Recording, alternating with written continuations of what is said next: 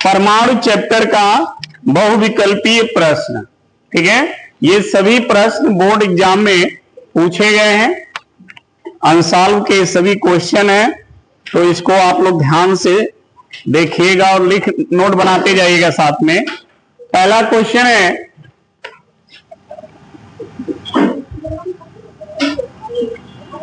पहला प्रश्न है, हाइड्रोजन परमाणु की हाइड्रोजन परमाणु की दो उत्तरोत्तर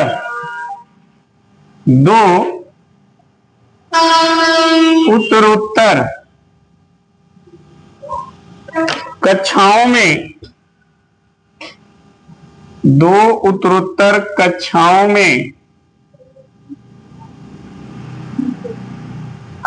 में इलेक्ट्रॉनों के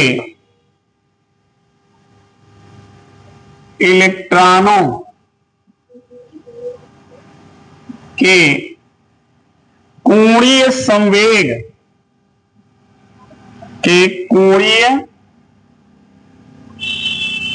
संवेग का अंतर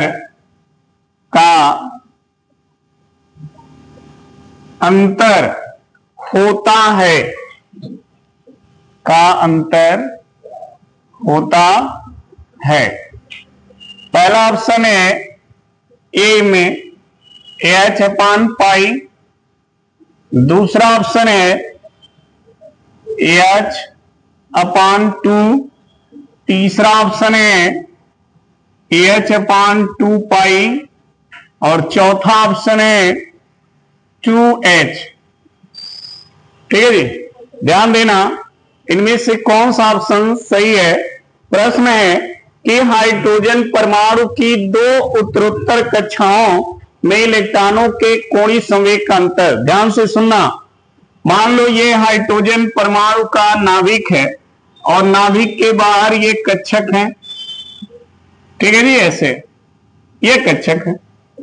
उत्तरोत्तर कक्षा का मतलब क्या होता है, देखिए, अगर इसको हम पहला कक्षक माने तो इसका उत्तरोत्तर कक्षक कौन होगा, दूसरा क्या का उत्तरोत्तर कक्षक कौन होगा, तीसरा। समझ में आ गई बात। उत्तरोत्तर कक्षक का मतलब क्या होता है, मतलब अगर पहला कक्षक आप ले रहे हो तो उसका उत्तरोत्तर कक्षक दूसरा होगा, तीसरा नहीं होगा। ठीक है ना, अगर आप सीधे तीसरे पे पहुंच जाओगे तो बीच में कक्षक का अंतर हो जाएगा। क्लियर। तो कह रहा बताइए इन दोनों में से ये जो उत्तरोत्तर कक्षक हैं, अगर पहला दूसरा लोगे या दूसरा तीसरा लोगे तो इनके कोणीय संवेग में अंतर कितने का होगा।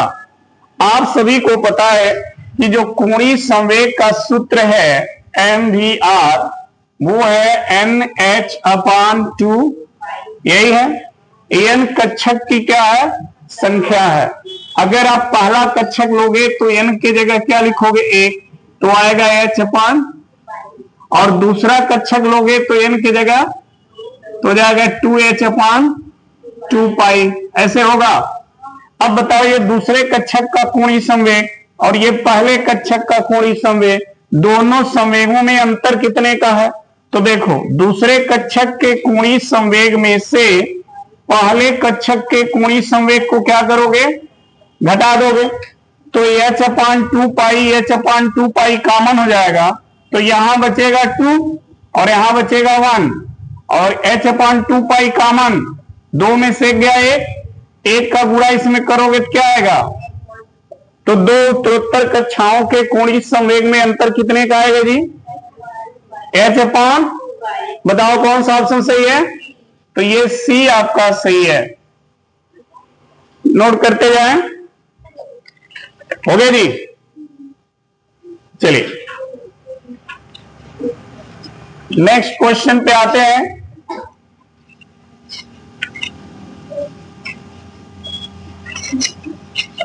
देखिए नेक्स्ट क्वेश्चन क्या कह रहा है,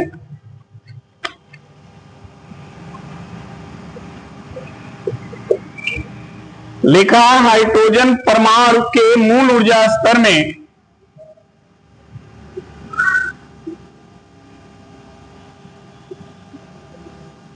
हाइड्रोजन परमाणु के मूल ऊर्जा स्तर में इलेक्ट्रॉन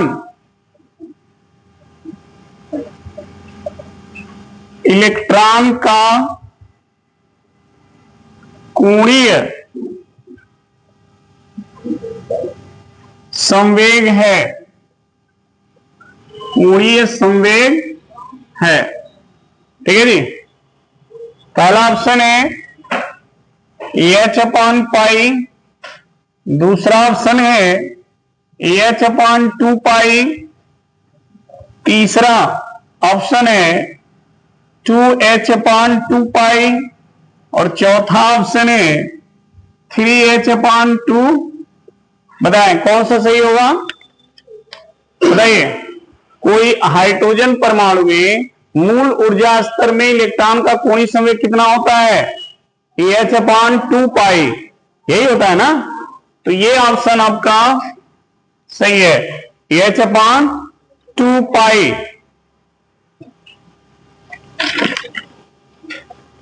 चलिए नेक्स्ट क्वेश्चन पे आते हैं।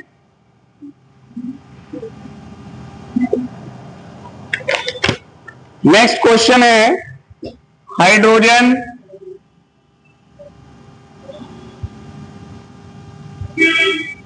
हाइड्रोजन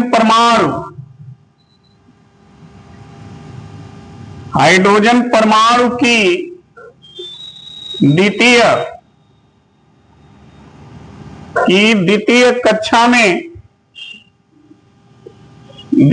कक्षा में इलेक्ट्रॉन का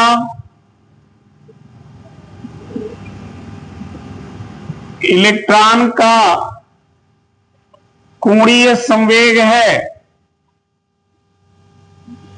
इलेक्ट्रॉन का कोणीय संवेग है द्वितीय कक्षा में। देखिए पहला ऑप्शन है 1/05 इंटू 10⁻34, ठीक है, जूल पर सेकेंड, पहला ऑप्शन।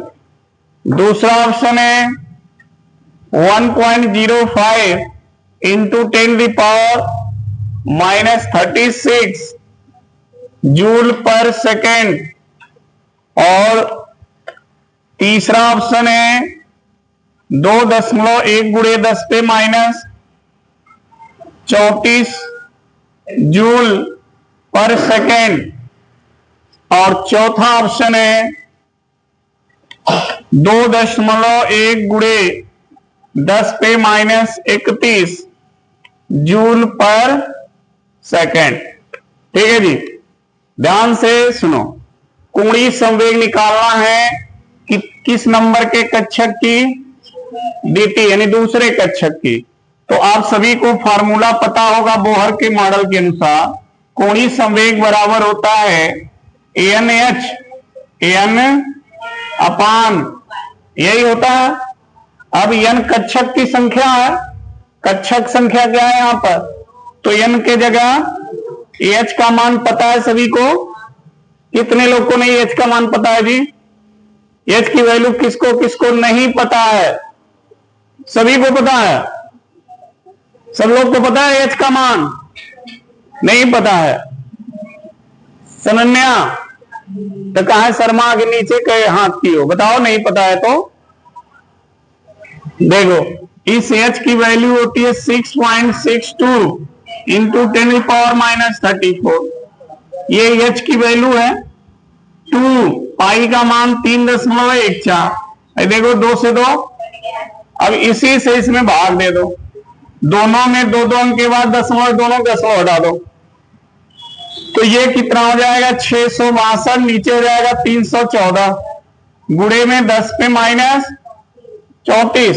अब ध्यान देना, हमारा जो ऑप्शन है इसका दूना ये है, देख लो, है कि नहीं है, इसके दूने से थोड़ा ज्यादा है, तो ये तो फिक्स हो गया हमारा दू वाला आंसर होगा। तो देखो ये तो नहीं हो सकता, एक से शुरू है, ये भी नहीं हो सकता। अब यहां पर और यहां पर दो ऑप्शन आपको दिख रहे हैं, ठीक है जी, कंफर्म हो गया ऑप्शन। देखो कैसे टिक कर देंगे, दोनों में दो से शुरू है। अब बात करेंगे इसमें घात कितना है जी, तो देखो इसमें कितना है और उसमें कितना है, इसका मतलब यही क्या है, समझ में आ गई बात, यही देख लो सीधा, यही तो रहेगा, इसको भाग दोगे दशमलव में आएगा तो यही आएगा। अगर इसको लिखोगे तो यहां घात कितना है, -31। अगर -31 करेंगे तो जीरो को इधर उधर करना पड़ेगा ना, तो फिर ये नंबर नहीं आएगा। समझ में आ गई बात, तो हमारा ऑप्शन सी सही है।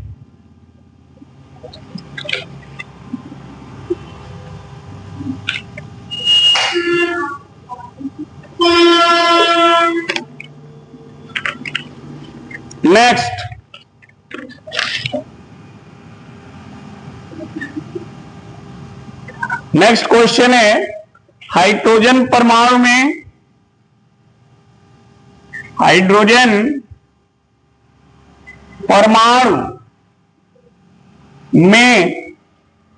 आर त्रिज्या की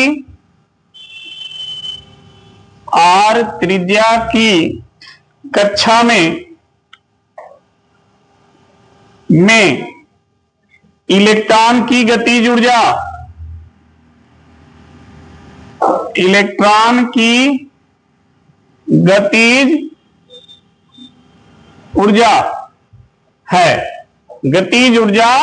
है, ठीक है। ऑप्शन देख लो, पहला है 1/4πε0 E²/r², दूसरा है 1/4πε0 E²/2r, तीसरा है 1/4πε0 E²/r, और डी वाला ऑप्शन है -1/4πε0 E²/2r। ठीक है जी, ये चार ऑप्शन है, आपको बताना इनमें से कौन सा करेक्ट है, ठीक है। तो ध्यान देना यहां पर, समझेगा। हाइड्रोजन परमाणु में आर त्रिज्या के कक्ष में इलेक्ट्रॉन की गतिज ऊर्जा, ठीक है जी, इलेक्ट्रॉन ऑर्बिट्स में गति करता है तो उसके गति के कारण उसमें गतिज ऊर्जा होती है, सही है। अच्छा, इलेक्ट्रॉन को गति करने के लिए क्या चाहिए जी, अभिकेंद्र बल चाहिए ना। अभिकेंद्र बल का सूत्र बताई दो, mv²/r, और ये अभिकेंद्र बल कहां से मिलता है, नाभिक और इलेक्ट्रॉन के बीच लगने वाले वैद्युत बल से। वैद्युत बल का फॉर्मूला ये होता है, चूंकि हाइड्रोजन की बात हो रही है तो इसका परमाणु क्रमांक 1 होगा, तो नाभिक में आवेश कितना होगा, E के बराबर, ठीक है जी। और ये इलेक्ट्रॉन और नाभिक के बीच की दूरी का स्क्वायर हो गया, ठीक है। और ये हो जाएगा इलेक्ट्रॉन का आवेश, सही है। अच्छा, R से A स्क्वायर कट गया तो ये हो गया mv² 1/4πε0 E²/, अब देख लो जहां इस ऑप्शन में कहीं अगर R का स्क्वायर है तो पहला ऑप्शन हटा दो, क्योंकि इस सूत्र में देखो R का स्क्वायर है, तो ये वाला कैंसिल। अब बचे तीनों में स्क्वायर नहीं है, देख लो, तो इन्हीं तीनों में से कोई होगा। अब होगा कैसे, देखो गतिज ऊर्जा का सूत्र होता है 1/2 mv², तो अगर 1/2 से यहां गुणा करो तो 1/2 से यहां भी गुणा होगा ना जी, तो ये हो गया गतिज ऊर्जा। और ये दो जो है या तो इसमें गुणा करो या तो इस दो को इसके पास लिख दो। अब देख लो ऑप्शन में कहां है, हाँ ऑप्शन नंबर बी, ये वाला, ठीक है जी, दूसरा ऑप्शन सही होगा। क्लियर हो गया ना, तो नोट करते जाइए।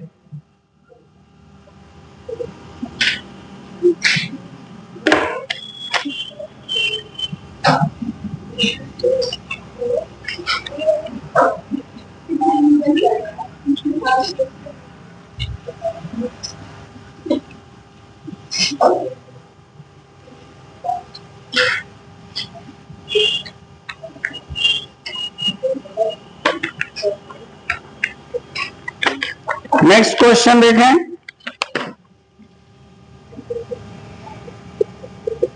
नेक्स्ट क्वेश्चन है, परमाणु के अंदर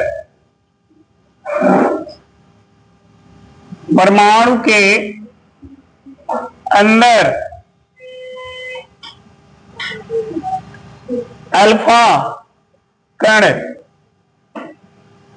किस बल के कारण, परमाणु के अंदर अल्फा कण किस बल के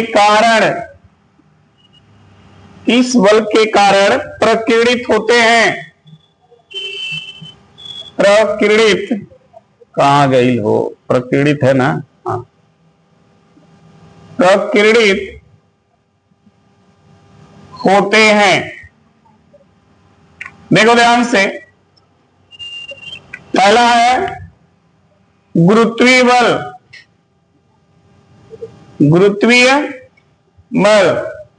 दूसरा है नाभिकीय बल,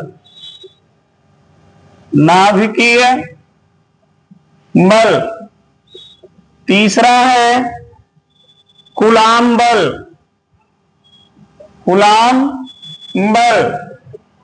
और चौथा है चुंबकीय बल।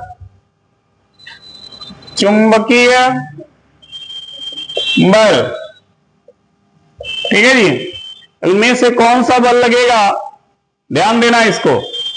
देखो इधर, जब रदरफोर्ड ने अल्फा कण को पर सोने के पन्नी पर बौछार कराया था, ठीक है, याद है ना, तो ये सोने की पन्नी है ये, और ये इसके बीच का भाग जिसे उसने नाभिक कहा था। तो जब अल्फा कण इधर से आते थे तो यहां से टकरा के इधर हो जाते थे या तो इधर हो जाते थे, इसी को बोलते हैं प्रकीर्णन।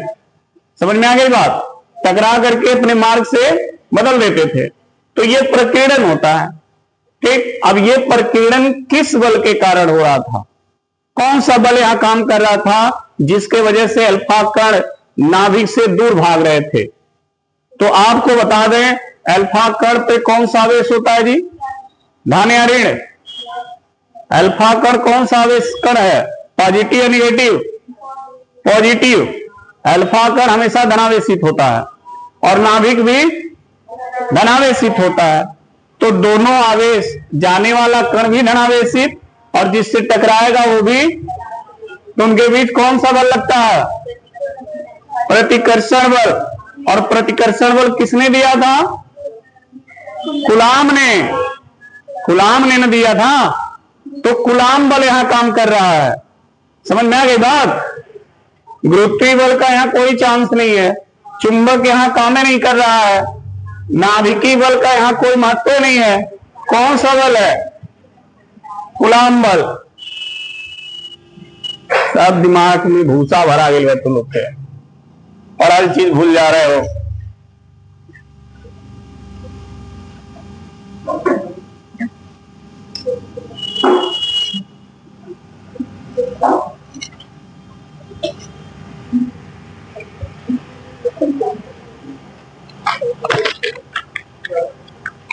चलिए अगले प्रश्न पे आते हैं।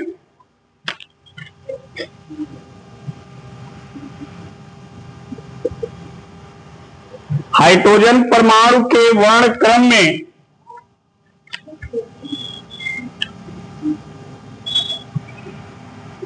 हाइड्रोजन परमाणु के वर्ण क्रम में, ठीक है जी, पाश्चन नाम सुने हो, श्रेणी की वर्ण रेखाओं की न्यूनतम,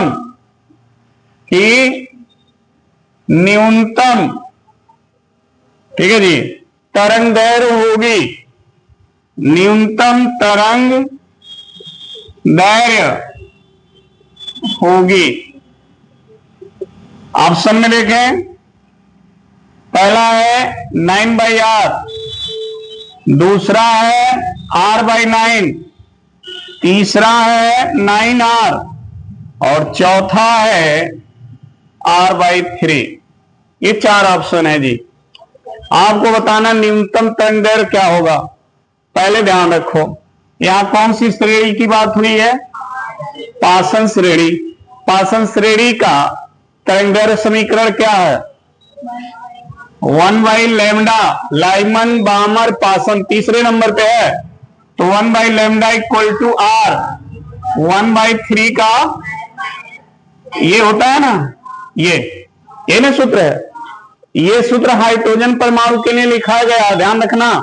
अगर हाइड्रोजन के अलावा किसी दूसरे तत्व के परमाणु की जब पूछेगा ना, तो यहां पर ध्यान रखना उस तत्व का परमाणु क्रमांक लिखा जाएगा। मान लो किसी दूसरे तत्व का पूछ दिया तो उसका परमाणु क्रमांक यहां लिखा जाएगा, लेकिन अगर हाइड्रोजन की बात करेगा तो ये नहीं लिखा जाएगा, क्योंकि इसका मान 1 हो जाता है। समझ में आ गई बात? तो इसको दिमाग में रखे रहिएगा। 1/λ इक्वल टू r। देखो ठीक है, तीसरे से ये चौथे में जा सकता है, यही में जाएगा, तो क्या लिखेंगे यहां पर?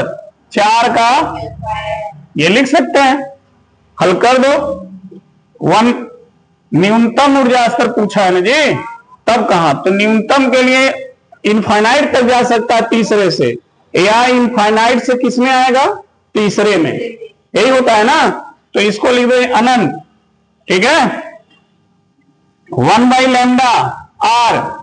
ये देखो क्या हो जाएगा? 1 और यही हो गया, इसको छोड़ दो तो 1/λ बराबर r होगा। तो लैम्डा बराबर, देख लो ऑप्शन कहीं मिला? जय जय श्री सीताराम।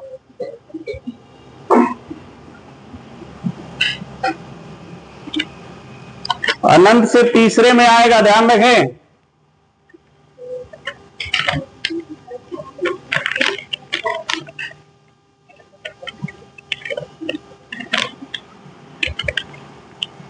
बेटा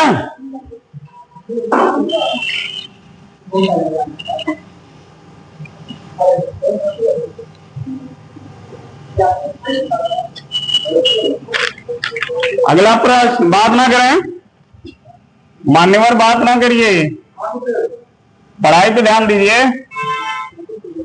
रदरफोर्ड के प्रकीर्णन प्रयोग में, रदरफोर्ड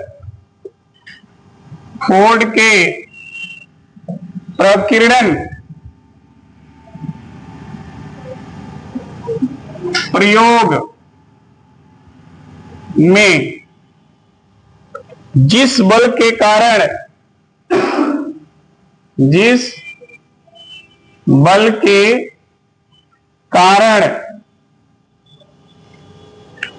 अल्फा कण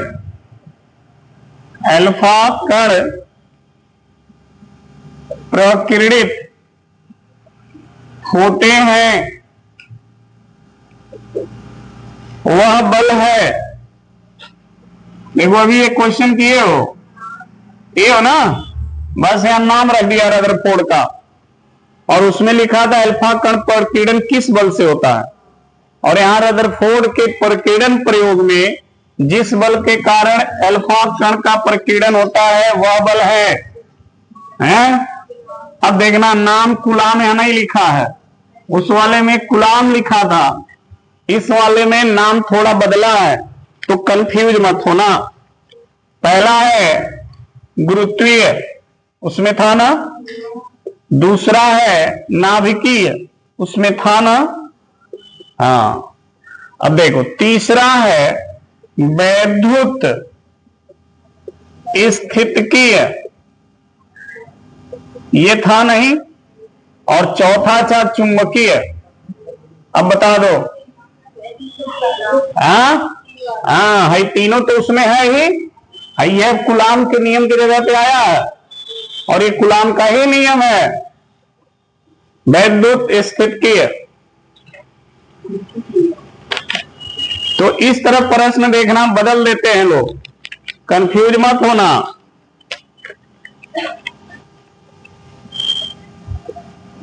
नेक्स्ट प्रश्न,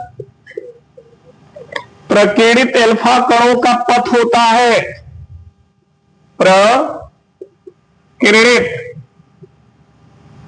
अल्फा कणों का पथ होता है। पहला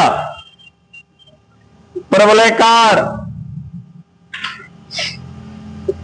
दूसरा पति प्रवलयकार,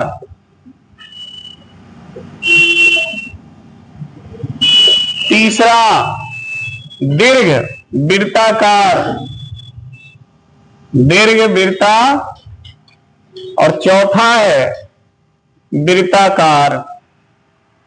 ठीक है जी, 4 ऑप्शन है, ध्यान देना। देखो अभी हमने फिर डायग्राम बनाया था ऐसे कि अल्फा कण ऐसे आते थे, नाभिक से टकराकर ऐसे हो जाते थे, तो और कुछ अल्फा कण यहां से टकरा के ऐसे हो जाते थे। तो ये जो रास्ते बन रहे हैं ऐसे या ऐसे, इस रास्ते को क्या कहते हैं? अति परवलयकार। मैथ में है हाइपरबोला पैराबोला नाम से।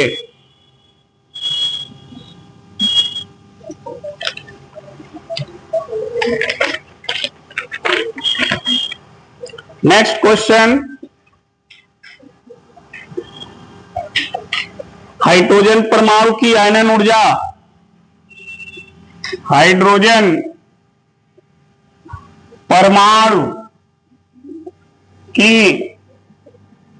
आयनन ऊर्जा का मान होता है, आयनन ऊर्जा का मान होता है। 4 ऑप्शन है। पहला -13.6 इलेक्ट्रॉन वोल्ट, दूसरा है +13.6 इलेक्ट्रॉन वोल्ट, तीसरा है 0, चौथा है 13.6 जूल। ये 4 ऑप्शन है। पहले तुमको ये समझना होगा आयनन ऊर्जा है क्या। शायद आप लिख नहीं पाए हो, जब एक वो न्यूमेरिकल कराएंगे ना तो ये जरूर कराएंगे। आपको बता दें आयनन ऊर्जा है क्या। वह न्यूनतम ऊर्जा जिसको पाकर कोई परमाणु अपना इलेक्ट्रॉन क्या करता है, निकाल दे और किसमें परिवर्तित हो जाए, आयन में। जैसे सोडियम का इलेक्ट्रॉन 11 है, सोडियम को हमने बाहर से ऊर्जा दिया, अब सोडियम पे प्लस चार्ज आ गया, इसका मतलब वो अपना एक इलेक्ट्रॉन, तो पहले सोडियम परमाणु था, किसमें बदल गया, आयन में। तो जिस ऊर्जा के द्वारा वो अपने परमाणु से आयन में बदल रहा है उसी ऊर्जा का नाम है आयनन ऊर्जा। और वो ऊर्जा कितनी होती है, आयनन ऊर्जा, ध्यान रहे 13.6 इलेक्ट्रॉन वोल्ट होता है। ठीक है जी, 13.6 इलेक्ट्रॉन वोल्ट जब ऊर्जा उसको मिलेगी ना तो वो क्या करेगा, अपने परमाणु को आयन में बदल देगा, यानी इलेक्ट्रॉन को निकाल देगा।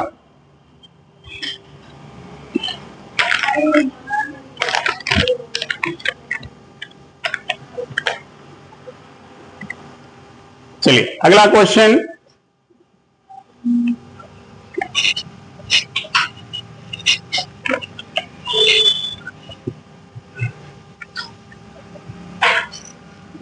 लिख लिया पूरा, लिखो लिखो।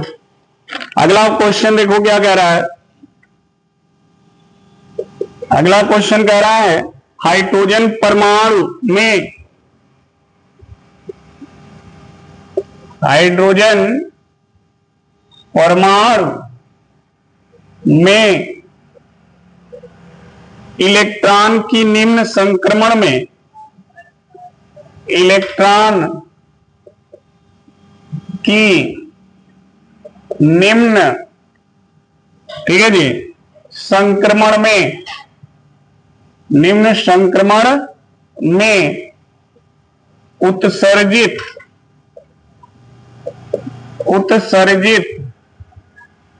फोटानों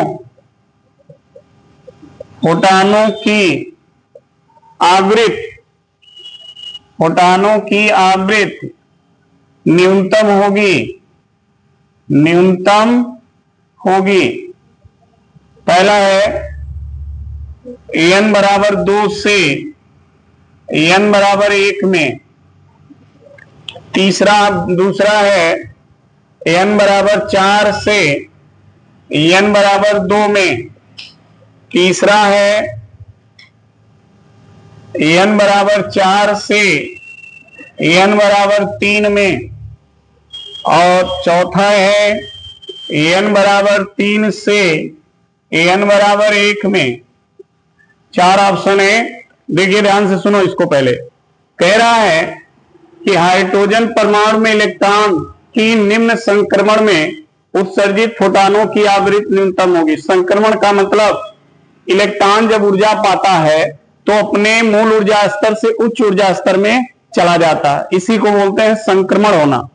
ठीक है, तो जब उच्च ऊर्जा स्तर से लौटता है तो ऊर्जा को क्या करता है, उत्सर्जन करता है। और जितना ज्यादा ऊर्जा का उत्सर्जन करेगा वो किस पर डिपेंड करेगा, उस कक्षकों की ऊर्जा के स्तर पे।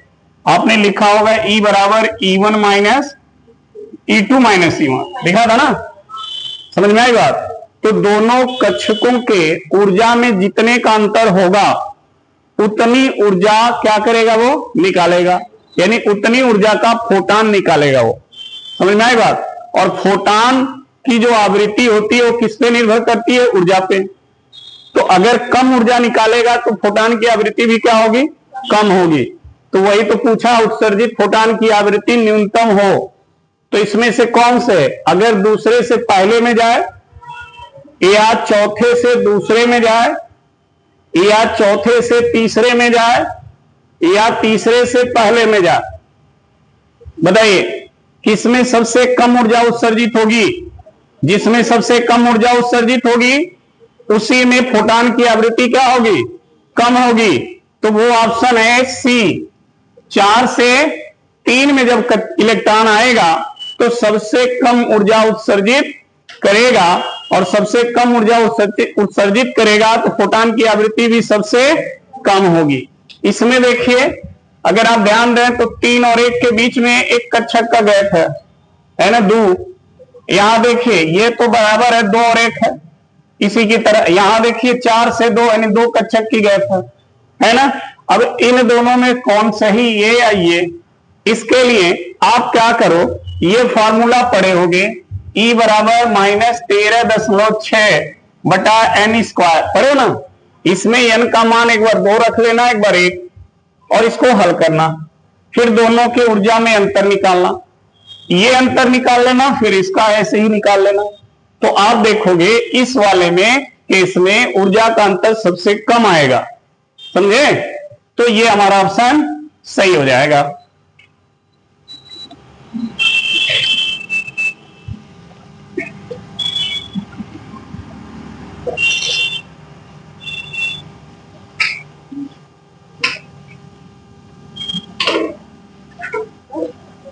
हो गया जी।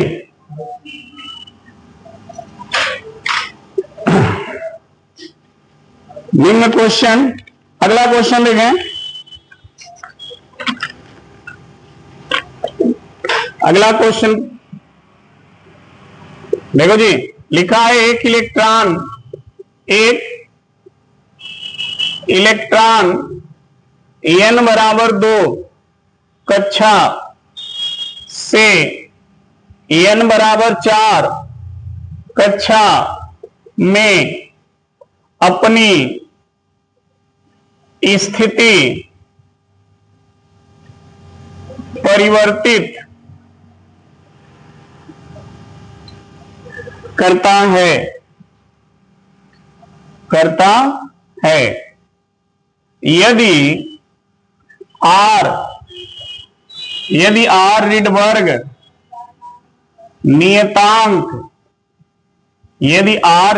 नियतांक हो तो उससे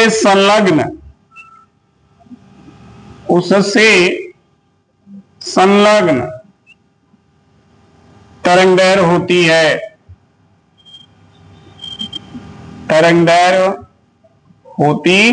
है।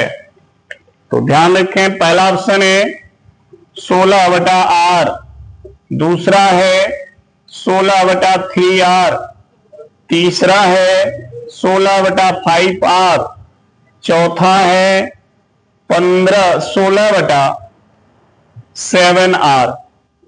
ठीक है जी। ध्यान से सुनना। तरंग दैर्घ्य ज्ञात करने का फॉर्मूला यही है ना, है 1/n1 का स्क्वायर माइनस 1/n2 का स्क्वायर। ध्यान से समझो, अगर हम श्रेणी में आ जाते हैं तो n1 का मान श्रेणी के नंबर पे रखा जाता है, पता है ना। जो पहला है यहाँ नंबर लिखा जाता है वो श्रेणी के क्रम के आधार पे लिखा जाएगा। अगर लाइमन श्रेणी है तो 1, बामर श्रेणी है तो 2 लिखा जाता था ना। यहां पर दूसरे कक्षक से चौथे कक्षक की बात हो रही है, तो n1 हो जाएगा 2 और n2 हो जाएगा 4। समझे? हल कर दो। 1/लैम्डा r ये हो जाएगा 1/4, ये हो जाएगा 16। हो गया जी। इसमें ऊपर नीचे 4 से गुणा कर दो, इसका भी यार क्या हो जाए 16, ये हो जाएगा 4 माइनस 1/4 में से गया 3r/, हो गया ना 1/लैम्डा। तो लैम्डा बराबर 16/3r। देखो कहीं दिख रहा हो तो ट्रिक करो, नहीं तो घरे चलो। देखो यही है।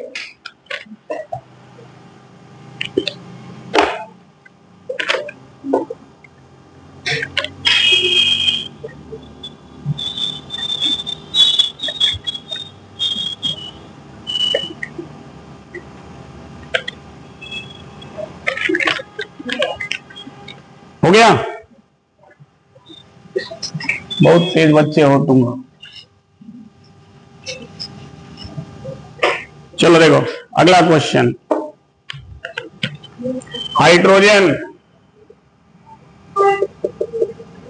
हाइड्रोजन स्पेक्ट्रम में, हाइड्रोजन स्पेक्ट्रम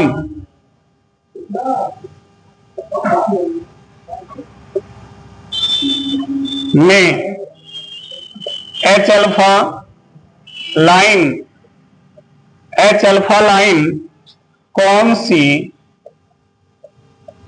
सी श्रेणी में आती है? ठीक है, ऑप्शन है नंबर 1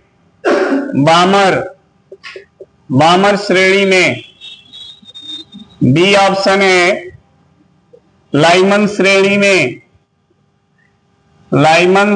में, ठीक है, और सी ऑप्शन है पाश्चन श्रेणी में, और डी ऑप्शन है ब्रैकेट